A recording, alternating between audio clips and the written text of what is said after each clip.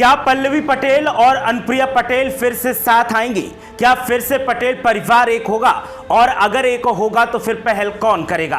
क्यों पल्लवी और अनुप्रिया में हुआ विवाद और क्यों परिवार टूटा? क्या बीजेपी है परिवार की पटिशन की वजह या फिर महत्वाकांक्षाएं बनी विघटन का कारण?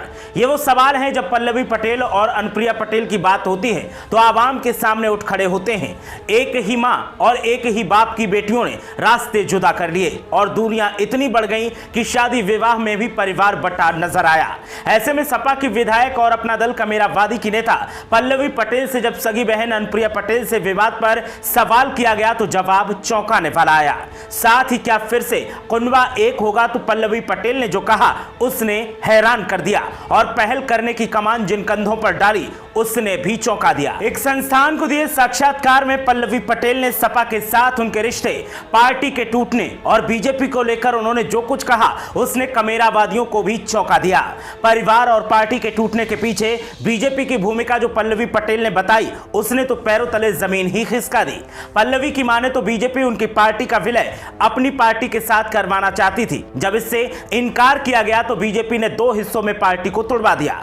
पल्लवी का मानना है कि 2020 में जातिगत जनगणना और किसान कमेरों के अधिकारों को लेकर मैंने यूपी के 22 जिलों में 60 दिवसीय पदयात्रा की थी। इस मुद्दे को अखिलेश यादव ने भी उठाया और यही वजह थी कि हम 2022 में मिलकर सपा के साथ चुनाव लड़े। अखिलेश जी अब भी इन मुद्दों के साथ हैं, ऐसे में कोई दिक्कत नहीं होनी चाहिए। जहां तक बात सीटों की है तो ये ना तो 2022 में मुद्दा था और ना अब है।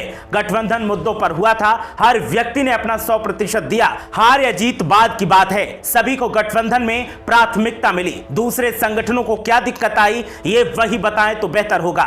निकाय चुनाव के सवाल पर पल्लवी ने कहा कि निकाय चुनाव संगठन की मजबूती जांचने और कार्यकर्ताओं को मौका देने का प्लेटफॉर्म है। चुनाव से पहले हम दोनों दलों से बातचीत हुई और इस पर सहमति बनी थी। साथ ही जब पल्लवी पटेल से अनुप्रिया पटेल से विवाद होने पर सवाल किया गया तो उनका कहना था कि बहनों में विवाद जैसा कुछ भी नहीं है, ये विचारधारा की लड़ाई है।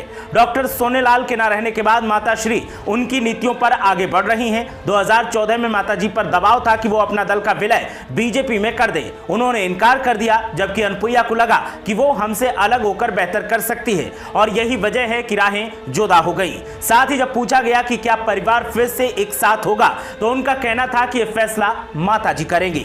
पल्लवी ने सपा विधायक दल की बैठक में शामिल न होने पर कहा कि यह बात तो शुरू से साफ थी कि जहां सपा को मेरी जरूरत होगी मुझे बुलाया जाएगा। मैं स्वतंत्र रखी गई हूं ताकि अपनी पार्टी का भी काम देख सकूं। हालांकि विधानमंडल की कुछ बैठकों में मुझे बुलाया जाता है और मैं बराबर शरीक होती हूं। अलग से भी बात होती है, जो निर्देश दिए जाते हैं उनका पालन करती हूं। पार्टी विस्तार के मसले पर उन्होंने कहा कि पार्टी का विघटन, सिंबल न होने और रजिस्ट्रेशन में वक्त लगने के बावजूद हमारा ग्राफ लगातार बढ़ा है।